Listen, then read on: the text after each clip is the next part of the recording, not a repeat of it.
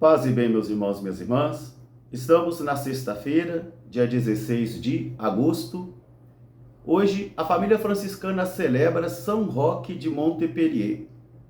Ele viveu de 1295 até 1327. E ele era da Ordem Terceira de São Francisco. O evangelho de hoje é retirado do livro de Mateus, capítulo 19, versículos de 3 a 12. Naquele tempo, os fariseus aproximaram-se de Jesus e perguntaram, para o tentar: Mestre, é permitido a um homem dar uma carta de divórcio e despedir a sua mulher por qualquer motivo? Jesus respondeu: Por acaso nunca lestes o que disse a Escritura? O Senhor fez homem e mulher e disse: O homem deixará pai e mãe e se unirá à sua mulher, e os dois serão uma só carne. De modo que já não serão duas coisas, mas uma só carne. Por isso que Deus uniu, o homem não separe. Os fariseus então continuaram a insistir. Mas, mestre, então por que Moisés deu autorização para dar uma carta de divórcio a uma mulher e despedi-la? E Jesus continuou: Mas desde o início não foi assim. E se Moisés deu esta carta de autorização, foi por causa da dureza dos vossos corações? Mas eu vos digo, todo aquele que se divorciar de sua mulher e se casa com outra, comete adultério.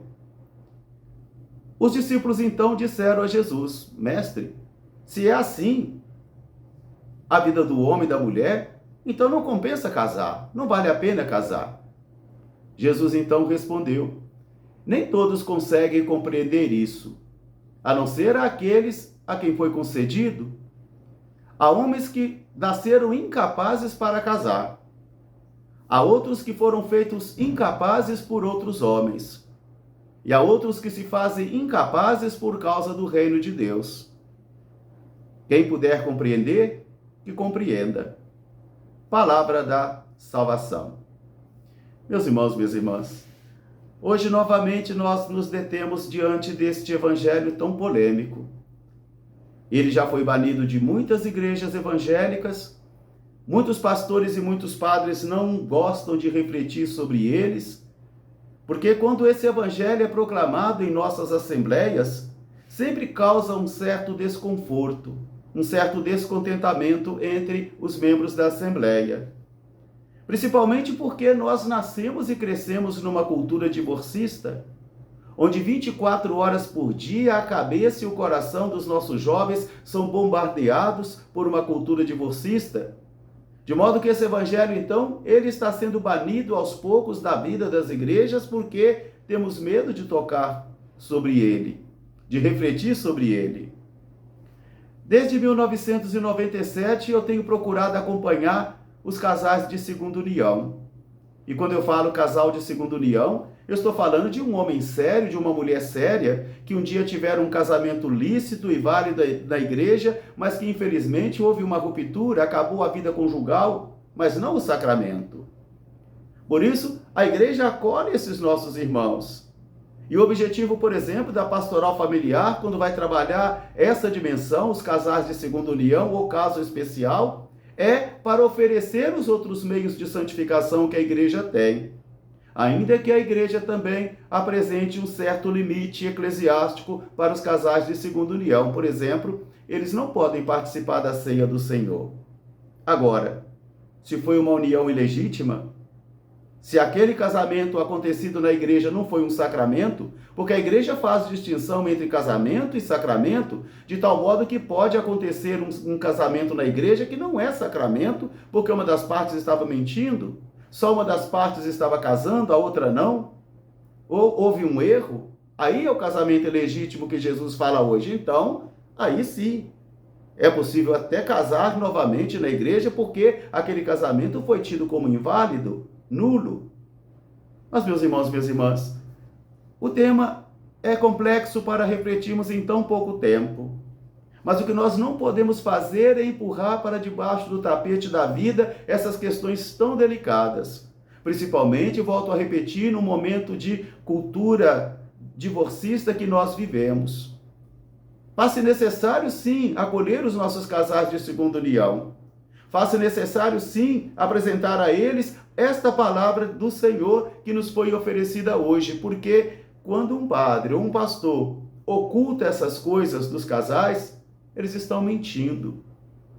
O casal nunca deve perguntar ao padre o que você acha, o que você pensa, porque às vezes o padre também pode ter pensamento contrário ao que a igreja ensina, e nós temos que seguir a igreja, e não a esse padre A ou esse padre B, mas o que diz a nossa igreja. De tal modo que a posição da igreja é esta.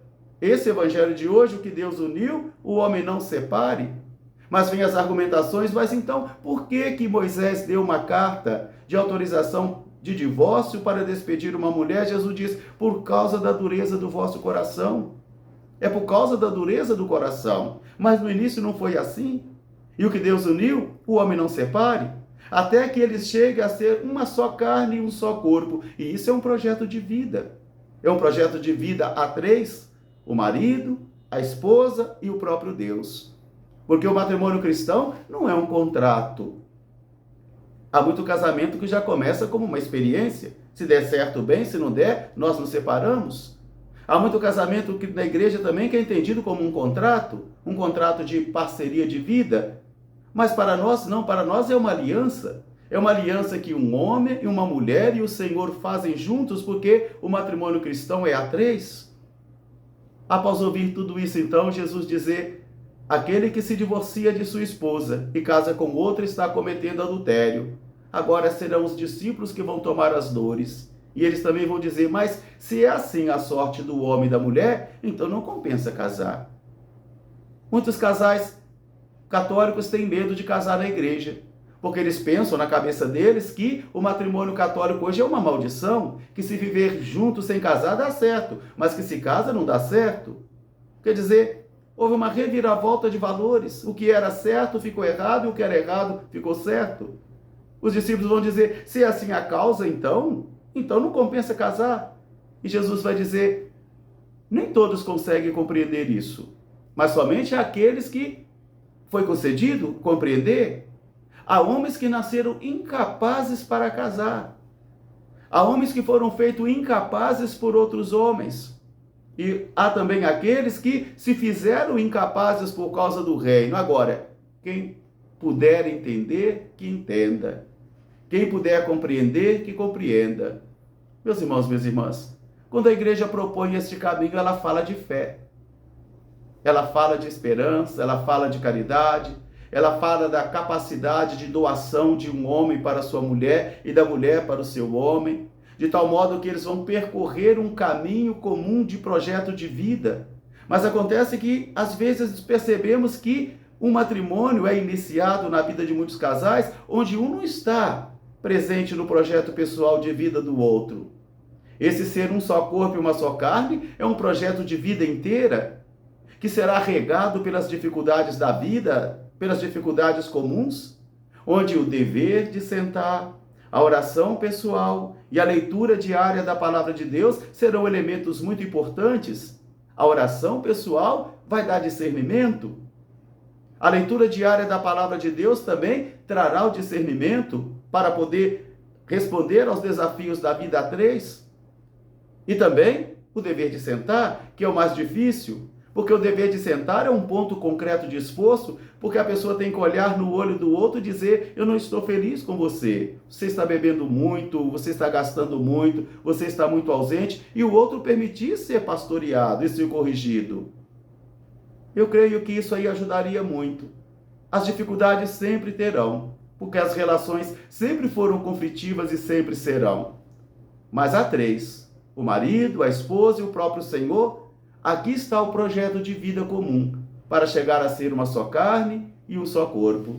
Por isso que essa palavra de hoje ajude a mim, a você, e ajude a toda a nossa igreja a acolher os nossos casais de segunda união, mesmo apresentando os limites da fé, mas ajudando-os a compreender que vale mais viver os 70% do que ficar chorando os 100% que não se produz. Um grande fraterno abraço para todos, paz e bem, até amanhã se Deus quiser. São Roque de Montpellier, rogai por nós, paz e bem.